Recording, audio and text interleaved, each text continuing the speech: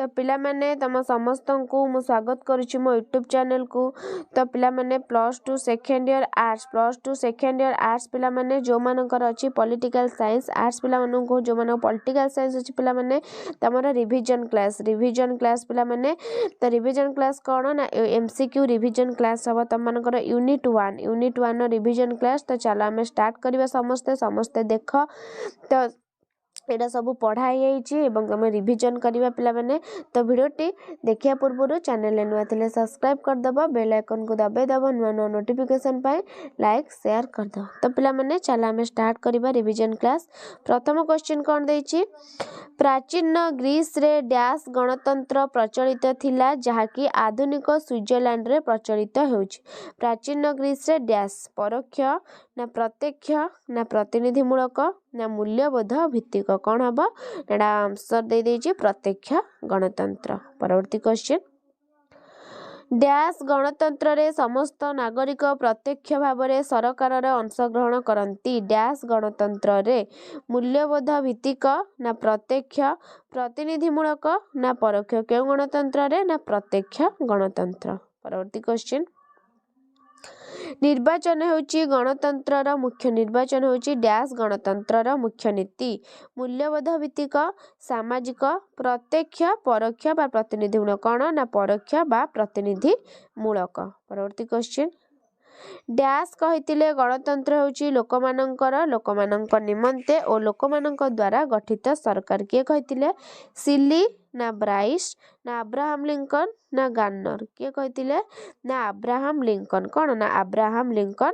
कहिथिले। परवर्ती question ceiling मतरे गणतंत्र एक सरकार सिलिंग मतरे कौन ना गणतंत्र एक सरकार जो प्रत्येक डैश थाए अंश ना भूमिका ना भाग ना कर्तव्य कौन थाए ना अंश कौन थाए ना अंश थाए।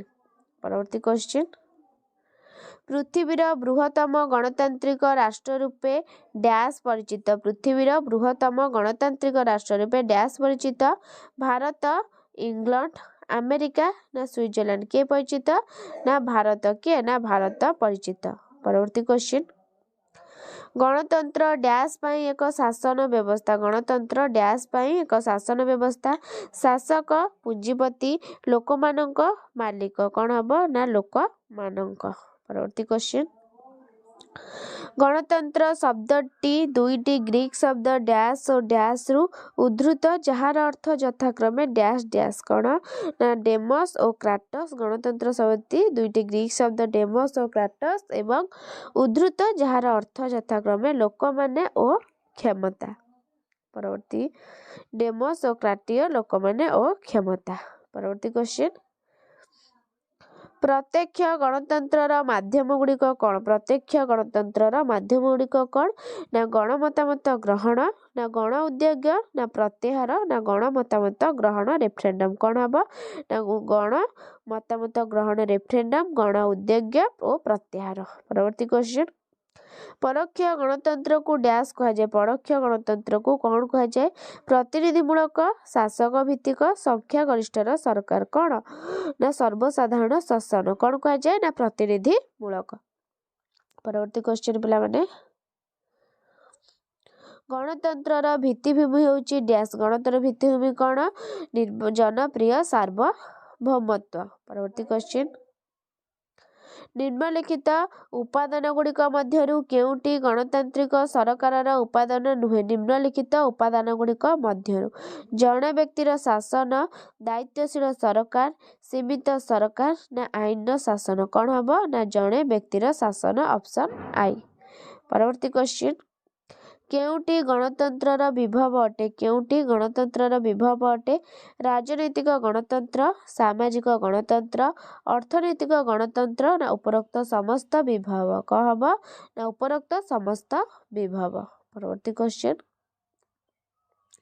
निम्नोक्त मध्यरु केउटी आंचलिक दल नुहे निम्नोक्त मध्यरु केउटी आंचलिक दल नुहे बीजेपी डीएमके तृणमूल कांग्रेस ना बीजेडी कौन हम ना बीजेपी कौन ना बीजेपी जोड़ा हम ऑप्शन आई। परवर्ती क्वेश्चन ପରୋକ୍ଷ ଗଣତନ୍ତ୍ର ଡ୍ୟାସ୍ नीति ଉପରେ ଆଧାରିତ ଅଟେ।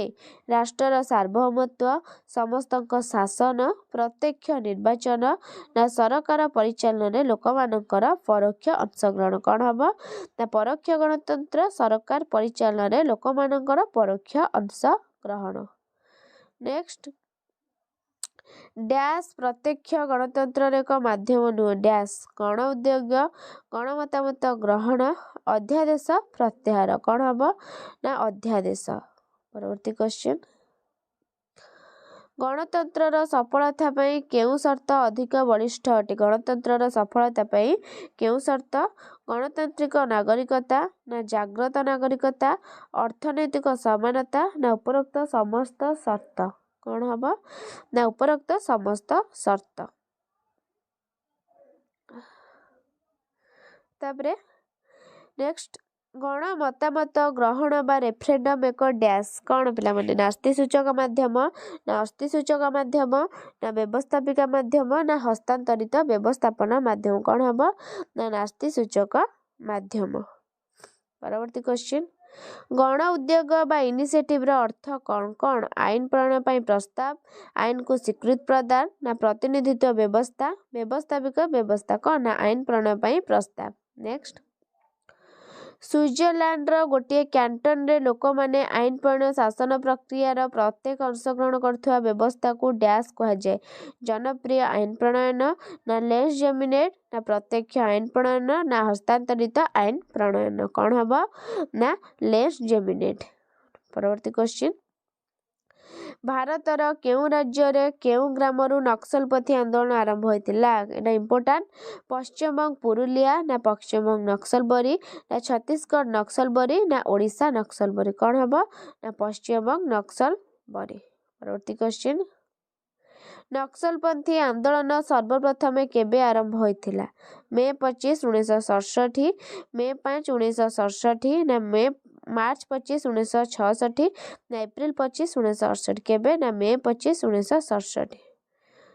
ପରବର୍ତ୍ତୀ, ଭାରତରେ 2011 ଜନଗଣନା ଅନୁଯାୟୀ ପୁରୁଷ ସାକ୍ଷରତା ହାର କେତେ? କେତେ ପିଲାମାନେ 22.33% ନା 22.14% ନା 21.33% ନା 83.14%? କେତେ ନା 82.14%। ପରବର୍ତ୍ତୀ କ୍ୱେଶ୍ଚିନ୍, କେବଳ ନିଜ ଅଞ୍ଚଳରେ ବିକାଶ ଚାହୁଁଥିବା ମତବାଦ କେଉଁ ନାମରେ ପରିଚିତ? କେଉଁ ନାମରେ ପିଲାମାନେ ନା ଆଞ୍ଚଳିକତାବାଦ।